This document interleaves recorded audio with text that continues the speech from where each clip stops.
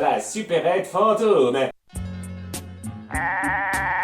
Je vais pas demander comment cette chèvre a pu monter sur le toit, mais je suis content de voir que vous respectez des petites continuités comme celle de laisser le S de Chuck à sa place après ce qui lui est arrivé il y a 2 épisodes.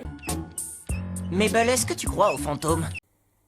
Dis-je, histoire d'annoncer le monstre du jour. Eh les copains, vous saviez qu'il y a une échelle secrète pour aller sur le toit?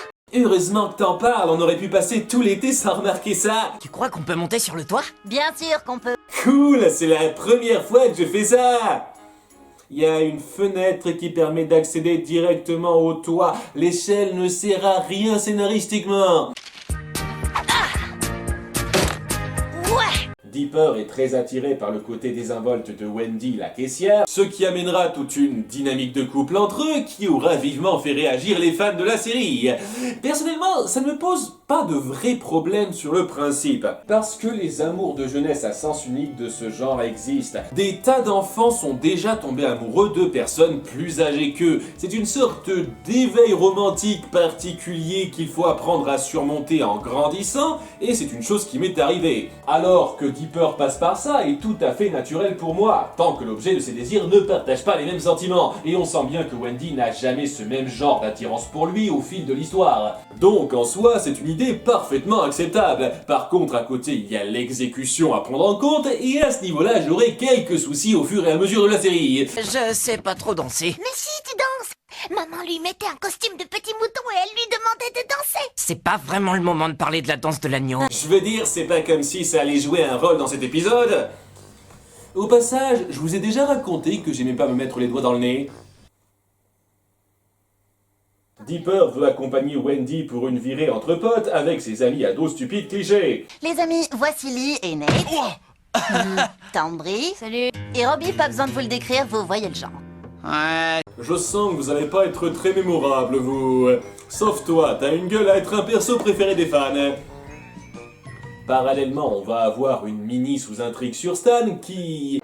Les enfants, je trouve pas la télécommande et j'ai pas envie de me lever. Voilà, ça résume tout.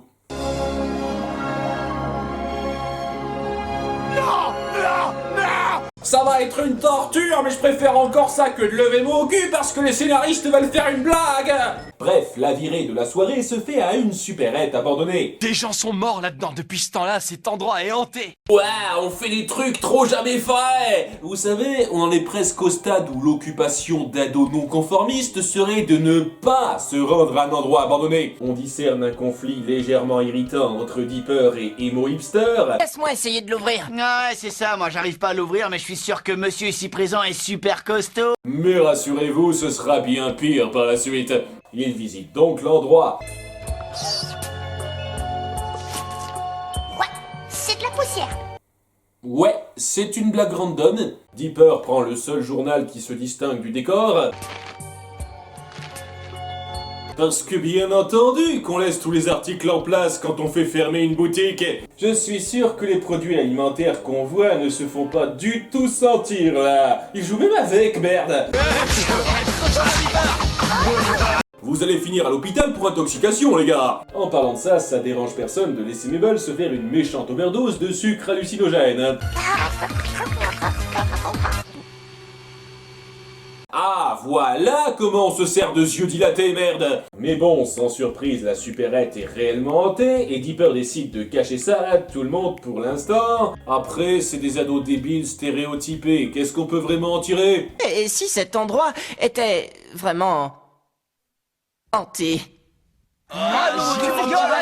Tu casses l'ambiance, d'accord? Qu'est-ce que je disais? Il faut attendre un petit moment avant que les esprits passent enfin à l'action, et à partir de là, c'est un mélange relativement bien fichu entre l'horreur classique du genre et le gag. Et j'avoue que cette partie-là a su me faire flipper de façon assez originale. Je vais te manger tout cru. Je vais pas prendre de céréales au petit-déj demain matin, moi. Tout le monde se fait avoir un par un, et il ne reste plus que Wendy et Dipper qui comprend enfin que toutes ces actions sont dues à une haine des ados. Quand nous étions en vie, les adolescents étaient une plaie pour notre boutique. Tout le temps en train de casser les pieds des clients avec leurs gros postes de radio et leurs tenues vestimentaires irrespectueuses. Et ils sont revenus à la charge avec une nouveauté, leur musique rap. Je me doute que vous faites ces clichés éculés en ayant conscience que ce sont des clichés éculés, mais en quoi ça les rend particulièrement moins éculés comme ça? Ou même particulièrement drôles? Fais pas tes devoirs, sois mal poli, sois en retard, fais pas ton lit. Nicolas Police vient de la Tessie! C'était si choquant que nous avons eu tous les deux une crise cardiaque.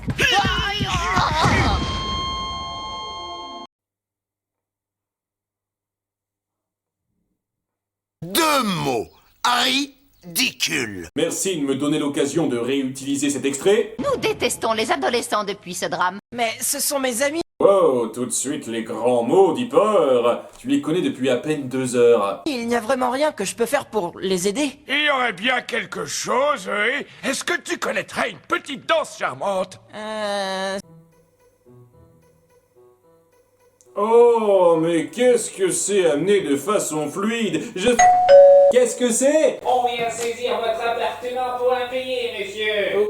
Attendez, est-ce qu'il y a moyen que je fasse quelque chose pour arranger ça? Laissez-moi réfléchir.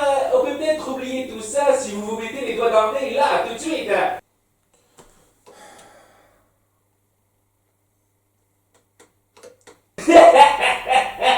Parfait, ça ira. Au revoir. Dipper se voit donc forcé de faire sa danse du petit agneau. Ah, qui veut un petit agneau joli? Moi, monsieur, moi, monsieur. C'est vrai que c'est mignon, hein. Et ça contente les esprits des proprios qui relâchent tout le monde, même le blond qui s'était fait bouffer. Je pense qu'il ne dormira plus jamais comme avant, celui-là. Et on finit sur un joli moment où Wendy ment pour donner une bonne image de Dipper. Dipper a dû prendre une batte de baseball et leur taper dessus. Attends, les fantômes sont immatériels, comment il a pu les toucher avec une batte?